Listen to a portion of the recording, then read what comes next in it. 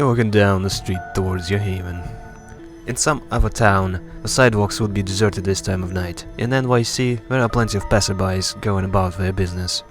It's easy to be paranoid when you're a vampire surrounded by a crowd of humans. You cannot have many enemies, and all those enemies have one trait in common. They're invisible, indistinguishable from normal humanity. Our vampires, hunters, all look like people. Is that old man just a tired restaurant worker or a kindred thrall tailing your movements? Okay. Anyway, yeah. Thing is, I've already did all of that. As you wake from your slumber and emerge from your haven for the night, you notice a familiar face on the other side of the street, standing on the corner and looking straight at you. This guy's his lackey, and he's an asshole. What the hell do you want, Sisu? Let me guess, Kaiser sent you. Let's go with that. The hell do you want? Boss sent me. He's got a message for you. He produces a crumpled piece of paper from his jacket pocket and hands it to you. Read it, memorize it, then give it back here. It's a letter. The paper might be just a page ripped out of a spiral notebook, but the writing on it is exquisitely detailed and deliberate. It reads, blah blah blah blah blah, that's all the same as the last time. You done? Memorize that shit I got it over. What's the rush, buddy? Let's go with that. I don't see where the rush is, buddy. Hey, it's your funeral. I can sit here all night and even enjoy a nice sunrise while I'm at it. That's a luxury you have. Just hand me back the letter once you're done. You note the phrases mentioned in the letter and the address, and then hand the letter back to Jackie. He immediately reaches for a lighter and burns it, putting out the ashes with his boot. So yeah, you're just gonna repeat everything that happened last time, but this time I know what's gonna happen. This time I know I'm not gonna screw it up. Be direct, shut her up, tell her friend sent ya.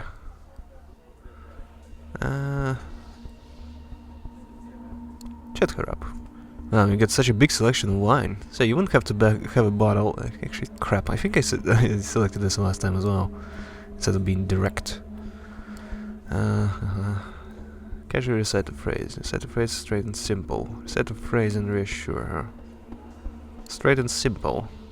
I'm Fidel Servitore della Famiglia G. In that case, let me guess, blah blah blah blah blah. Woman leaves the counter and goes through the doors in the back. And the man by the table puts down his newspaper and takes another sip from a cup, washing it down with a gulp of water from a nearby glass. He tries to hide it, but there's no doubt he's watching you. About a minute passes. I remain silent and wait. Shut the guy up. What if I do that? Mind if I borrow your newspaper? Man takes out a pen and instantaneously begins solving a Sudoku puzzle, his eyes darting to you every so often. The doors to the back of the store open, and the proprietor emerges with a small unlabeled quart bottle of a crimson liquid. She gives you an apologizing smile. "Scusi, sorry for taking so long. Turns out we did have it." She offers you the bottle and you reach out to grab it, but she retracts it. "You do know what this is, don't you?"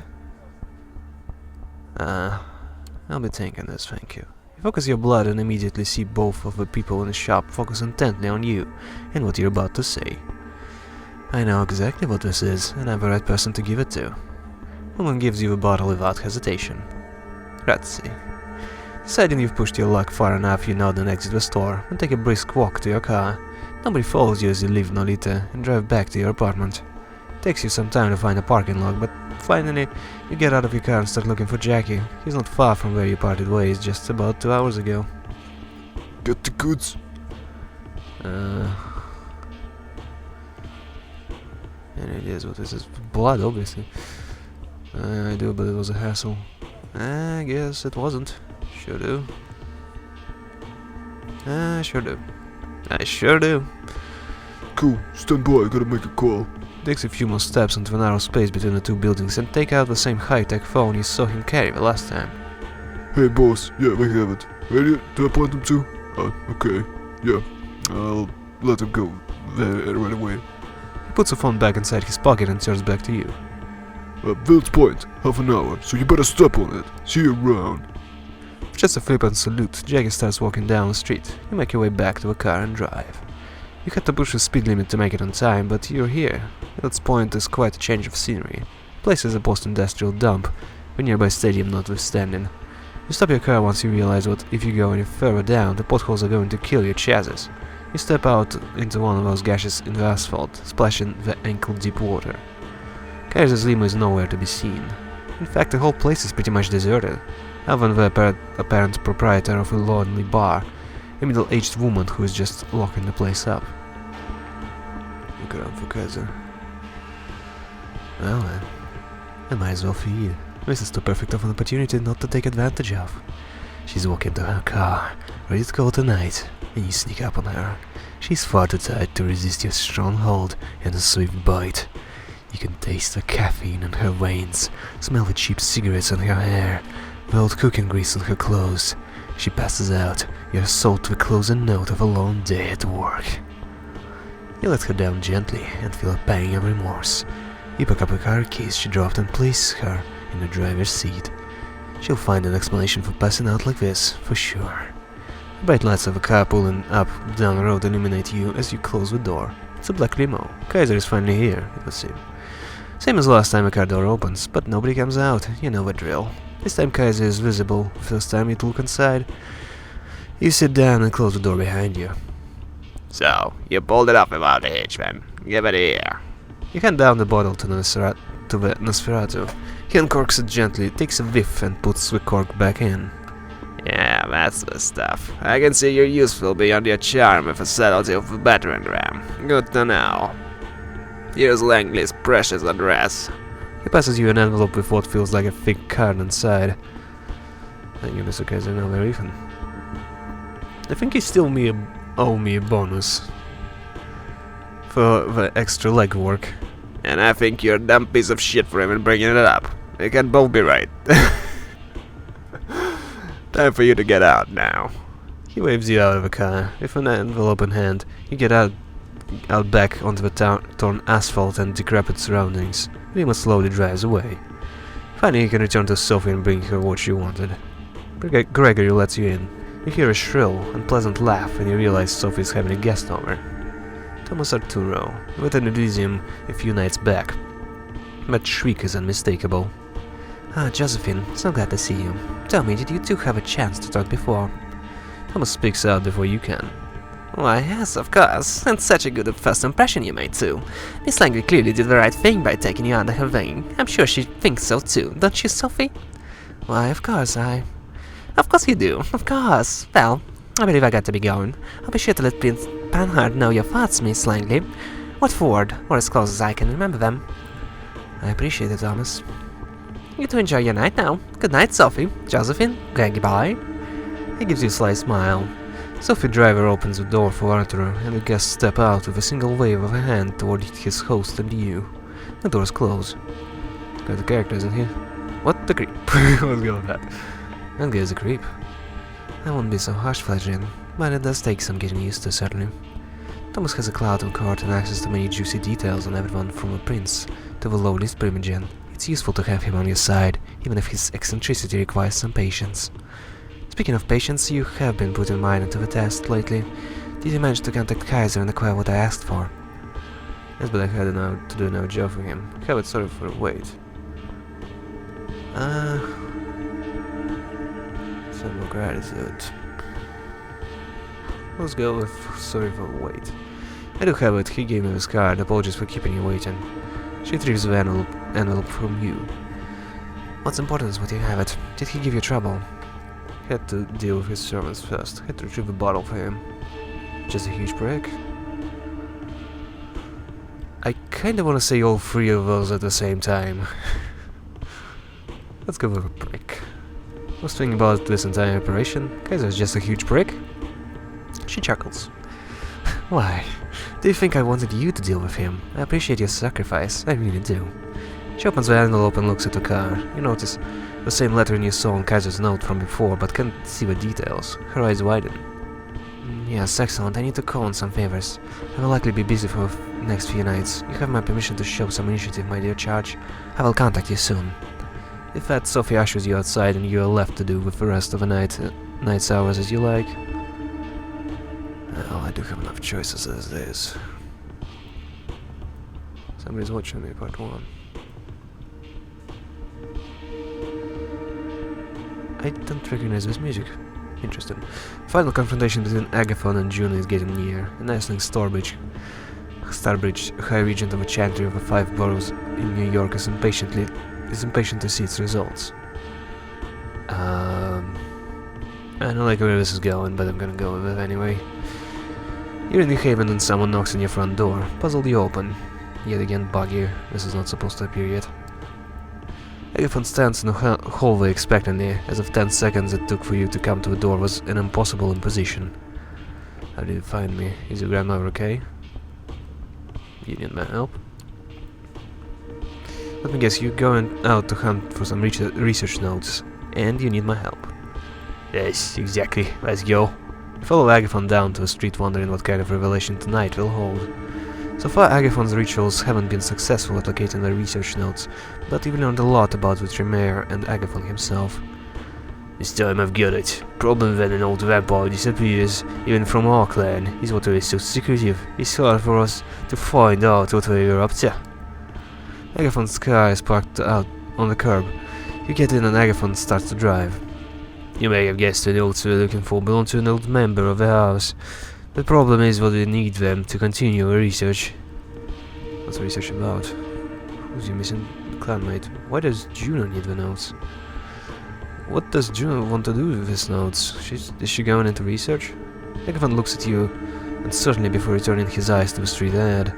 I don't know, but I can guess. You wait for him to continue, but he doesn't seem inclined to do so. Getting used to sitting in Agathon's car in silence, he drives, you look out of the window, back to Queens. Eventually you'll roll into an industrial area called Villett's Point. It doesn't really look like a place where a blood sorcerer would hang around. Agathon parks in front of a car repair shop. It looks like it has seen better days. There are huge puddles of water on the road and the car wrecks turn about. Better be quick. Folk can find this place, so can Juno. You look around to see if someone is observing you, but there doesn't seem to be any people about. And why would there? Who would hang around at a place like this at night? Well, I can think of one person. Agathon tries the front door of a repair shop and circles around to the back. You follow him. There's a broken window in the back protected by iron bars. Agathon grabs them and gives them a quick shake. The entire iron grill comes off. Startled, Agathon lowers it to the ground. I suppose someone else has broken in already and didn't want to leave an obvious point of entry. You and Agathon climb inside through a window. It's awkward but not difficult. Looking around, you realize that the repair shop has been abandoned for some time. It looks like homeless people have stayed here, but nobody's sleeping on the premises right now. Try to light a switch, but nothing happens. You know the drill. I'll do a ritual in the office. Make sure there are no interruptions. Agathon makes his way to the repair shop's office. Slightly cleaner area than the rest of the building. He begins the ritual in the dark. We're in the dark. Stand guard patiently. Explore the repair shop. Shift through papers in the desk. I think that's the best one. Board, you start shifting through papers left on the office work desk. Old shift sheets, invoices, ads, nothing from the last decade. There's a small TV on the desk, probably from the 90s. Looking closer, you realize there is a post-it note in the middle of a TV screen. You take it. It reads, Loser, Juno. Agathon stops gesturing. It's not here. How's it even possible? You show him a post-it note. He takes it and looks it over, as if expecting it to hide a devious trick. Fuck. She has the notes, and she had to gloat. Yeah, to go. Feels like you spent a lot of time recently hurrying after Agathon as he walks briskly in and out of buildings and to his car. He starts the car as you close the door. You have to go to her haven and get the notes. There's no time to waste. Despite the urgency in his words, Agathon drives carefully as ever. Seems only a threat to his grandmother is enough to make him drive recklessly. How do we find her? What do we do with her? What if we can't get the notes?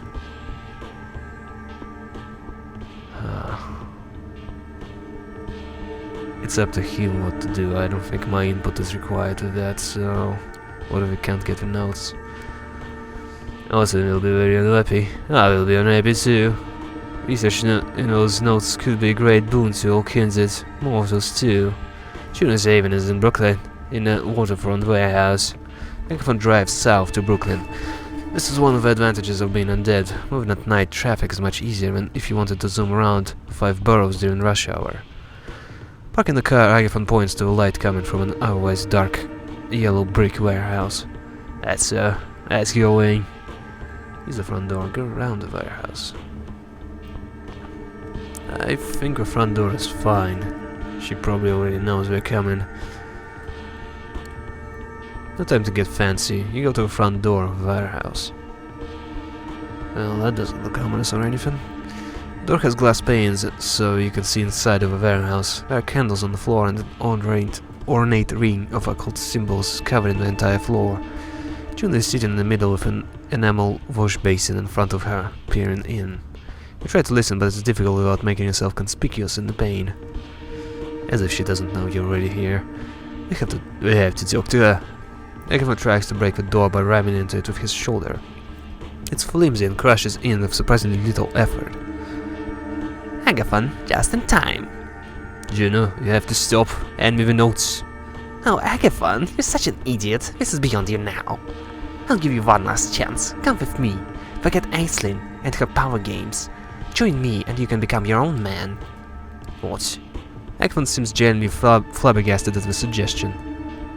Another notes. Don't listen, Agathon. Who's your contact, Juno?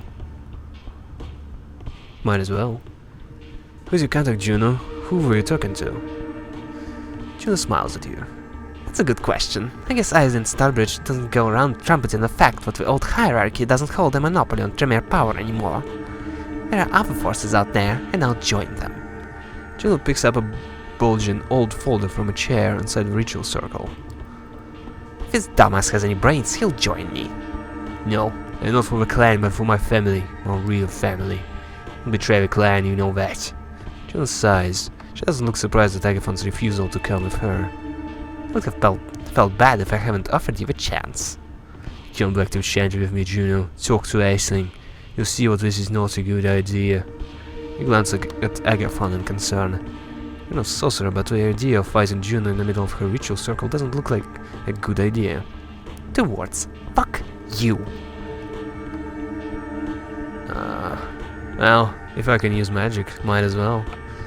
Please, just give us the notes. We won't stop you from leaving. Juno's shoulders slump. Tired of a fight, tired of having to bust my ass for some asshole like Aislinn. I want a new life away from all this crap. Juno weighs the folder in her hand. Maybe I should just give it to you. She walks toward you, and you put your hand on the folder, but by then Juno's eyes brighten with realization. You fucker! You've manipulated me! She slaps your face, and you feel as if your inside suddenly caught fire. You open your mouth, but no sound comes out. Finally, you focus on the feeling of Agathon's hand on your shoulder, and you realize you lie sprawled on the floor. You alright? Can you speak? The pain is receding, but you feel like shit, hurting all over and barely able to walk. It will take a lot of blood to mend from this state. Agathon supports you as you walk back. He's smiling. You notice a folder on his arm. She got away, but I have the notes. I'm sorry you got hurt, but it was worth it. Worth it? They tell me a thing or two about your view of the situation, but your tongue is momentarily a lump of charcoal in your mouth. You sit in silence as Agathon drives you back to Manhattan. Traffic in the small hours is mercifully slight. You consider your next words. Oh, I can talk now? What happens to her? She joined Tremere Rebels? Can I have a peek at the notes? No, I'm curious about this actually. Did she join Tremere Rebels? That really is such a thing? There is. It was formed by a woman called Karna. They used to be pretty monolithic, but not anymore. I suppose Juno will be happy with them. If I accept her now, what she failed. I have a bad feeling about this. You reach a occult bookstore. After Agathon parks the car, you head inside. Okay. You climb to the first floor to find Aislinn Starbridge waiting for you. She looks surprisingly casual for someone with such power. Was her power actually ever established? You have good news, I hope. Yes, we have the notes. Agathon hands over the folder. Aislinn Starbridge caresses the cover with obvious joy. Wonderful. You did not disappoint. What of Juno? We're not able to stop her. She escaped. Well, no matter. Agathon, you proved yourself yet again, and Josephine looks like Pyramid has a good friend in you. Okay, I'm actually curious about that. Hold up. That's not it. There we go. Traditional hierarchy of blood bonds reaching from the top of the bottom to the bottom of a pyramid used to define the Tremere. but after the fall of Vienna, their blood has recoiled and aborted all such connections. As such, it can no longer blood-bond our kindred. But the rigid structure ordering their clan into rank and value, some warlocks find themselves competing for anything that might allow them to regain some of their former power. I had no idea about this. This is actually very interesting. So they can't actually make bloodlines. So this is all very non-magical and stuff. That's... accept compliment in silence doesn't mean you owe me. Good job in hand. In silence. That's the best way to go about this. You nod, not saying anything. Agathon looks relieved. You leave a bookstore with praise ringing in your ears. Even with that taciturn Agathon managed to smile. You have no idea what will happen with the notes, but you feel like you have reached an understanding with Agathon. Perhaps that's enough in this world of backstabbing and betrayal you now inhabit.